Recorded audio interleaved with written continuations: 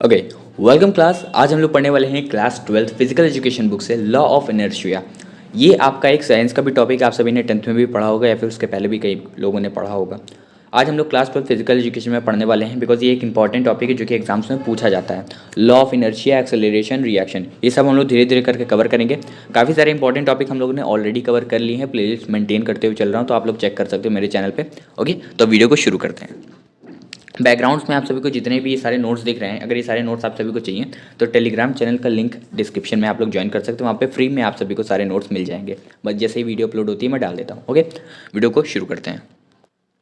Law of inertia सबसे पहले तो एक साइंस का टॉपिक है, बट अब आपके 12th में फिजिकल एजुकेशंस में भी ये इंक्लूडेड है। बट यहाँ पे क्या यहाँ पे एक प्रॉब्लम है, मतलब प्रॉब्लम क्या है, ये आपके लिए अच्छी प्रॉब्लम है क्योंकि इसमें आपको डीपली नहीं पूछा जाएगा, बस इसकी डेफिनेशन पूछी जाएगी या फिर इसका एक एग्जाम्पल पूछा जाएगा। ठीक है, टोटल 5 से या 4 नंबर में क्वेश्चन पूछा जाएगा, 5 से 4 नंबर में क्वेश्चन पूछा जाएगा। ठीक है, जिसमें आपका acceleration, reaction and inertia included होगा। एक पेज का आंसर आप सभी को लिखना है। यहाँ पे 4-5 लाइन में बता दे रहा हूँ और एक एग्जाम्पल भी बता दूंगा। उस एग्जाम्पल को लिख देना और वो 4-5 लाइन लिख देना, याद करके जाओ, आराम से वहाँ पे लिख देना। कुछ इसमें डीपली घुसने की जरूरत नहीं है, ऊपर ऊपर का बस इसमें टॉपिक पूछा गया है। ठीक है, तो सबसे पहले हम लोग बात करते हैं लॉ ऑफ इनर्शिया होता क्या है।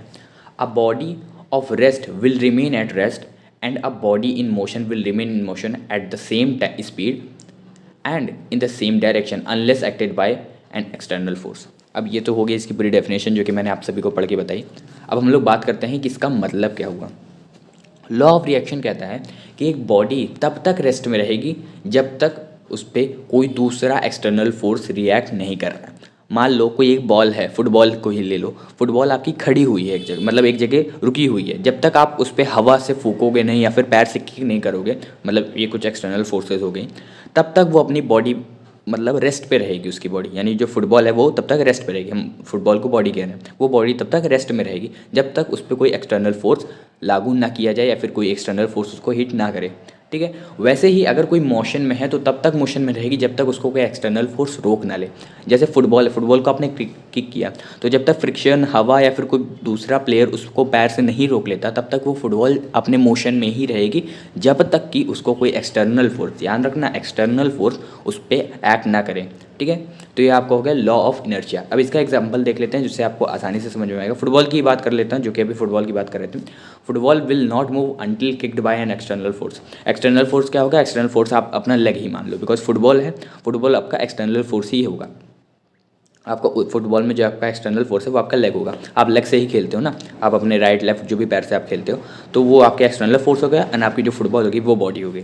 तो इसी तरीके से ये वाला टॉपिक हमारा क्लियर हो जाता है। एक बार दोबारा से पढ़ देता हूँ। A body of rest will remain at rest and a body in motion will remain in motion at the same speed and same direction unless acted by an external force. ध्यान रखना, यहाँ पे मैंने 3 जगह अपनी आवाज़ ऊँची करी है। Body will remain at rest, a body of rest will remain at rest and a body in motion will remain in motion unless acted by an external force। Example में लिख देना, football will not move until kicked by an external force। External force के आगे आप लोग bracket में लिख सकते हो लेग या फिर एयर, मतलब जो आप कभी कभार आप ट्राई करना, छोटी सी बॉल एक बार लेके देखना, तो उसको फूकोगे ना तो भी थोड़ी देर तक वो जाएगी। ठीक है, अब आपके फूक में कितनी दम है वो उससे भी पता चल जाएगा।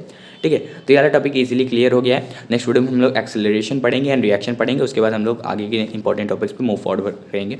एंड उसके बाद ये सारे अगर आप सभी को नोट्स चाहिए तो टेलीग्राम पे आप सभी ज्वाइन कर लो या फिर इंस्टाग्राम पे आप फॉलो कर सकते हो। सबका लिंक आप सभी को डिस्क्रिप्शन में मिल जाएगा। ओके, वीडियो अच्छी लगी तो लाइक जरूर कर देना एंड अपने दोस्तों के साथ शेयर भी जरूर कर देना। मिलते हैं आप सभी को नेक्स्ट वीडियो में, तब तक के लिए take care everybody, bye bye, जय हिंद, जय भारत।